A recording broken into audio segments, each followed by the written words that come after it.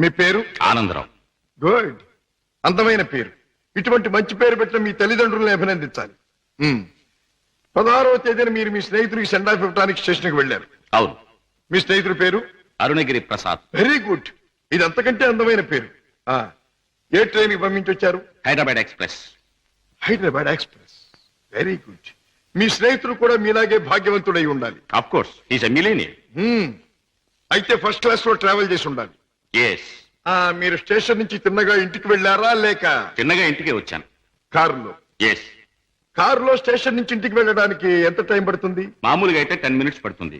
ఆ రోజు ట్రాఫిక్ ఎక్కువగా ఉండటం వల్ల బహుశా 15 to 20 minutes పట్టుండొచ్చు. That's all right. పోనీ 20 నిమిషాలు అనుకుందాం. Okay.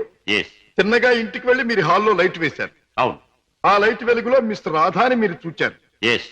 Your honour, Hyderabad express ప్రతిరోజు సరిగ్గా సాయంత్రం 4:20 బయలుదేరుతుంది. ఆ 16వ తేదీని కూడా కరెక్ట్ టైంకే బయలుదేరిందని సాక్ష్యం ఇవ్వడానికి అరుగో స్టేషన్ మాస్టర్ గారు సిద్ధంగా ఉన్నారు.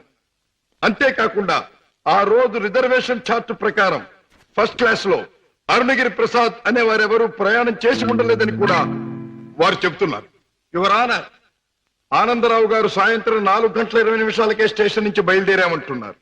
ఒక్క 20 నిమిషాలకే ఇల్లు చేరామంటున్నారు. మరి పట్టపగల ఆ లైట్ ఎందుకు వేయవలసి వచ్చిందో అది వారికే తెలియాలి.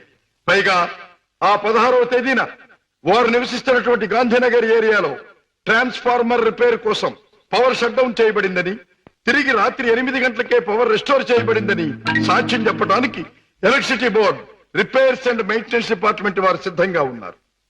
ఆనందరావు గారు లైట్ వేసామంటారు, డిపార్ట్మెంట్ వారు పవర్ లేదంటారు. ఒక్క మాటలో చెప్పాలంటే యువర్ ఆనర్, ఆనందరావు చెప్పే ఏ ఒక్క మాట కూడా నిజం కాదు. అరిటాకు వెళ్లి ముళ్ళు మీద పడ్డా, ముళ్ళు వెళ్లి అరిటాకు మీద పడ్డా జరిగే నష్టం అరిటాకుకి.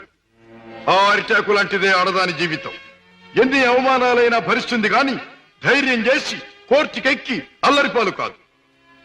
ఆనందరావు లాంటి ఎందరో శ్రీమంతుల హీన కృత్యాలకు బలైన ఎందరో అబల ప్రతినిధిగా ఈనాడు ధైర్యం చేసి కోర్టుకొచ్చిన నా క్లయింట్ మిస్ రాధాదేవిని అభినందించక తప్పదు. ఈ ఆనందరావు లాంటి చెడు పురుగుల్ని కోర్టు వారు కఠినంగా శిక్షించాలి.